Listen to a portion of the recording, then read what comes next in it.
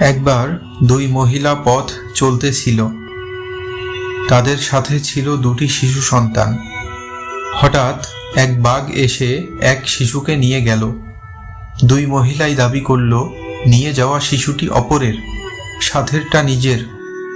তাদের এই বিবাদ নিয়ে তারা নবী দাউদ আলাইহি ওয়াসাল্লামের দরবারে এসে বিচার চাইলে দাউদ আলাইহি ওয়াসাল্লাম বড় মহিলাটির প্রতি রায় দিলেন। ছোট মহিলাটি মনক্ষুণ্ণতায় দরবার থেকে বের হচ্ছিল।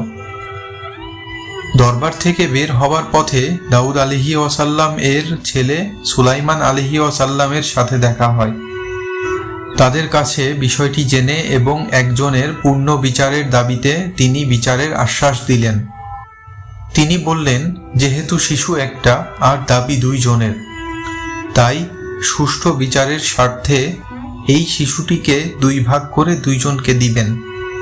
তিনি একটি ছুরি চাইলে বড়টি নির্বিকার থাকে, আর ছোট মহিলা বলল, আমি ভাগ চাই না, দাবি ত্যাগ করলাম, তবুও শিশুটি জীবিত থাক।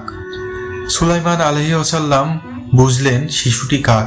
তিনি ছোট মহিলাকে শিশুটিকে দিয়ে দিলেন। সংক্ষিপ্ত সূত্র বুখারী।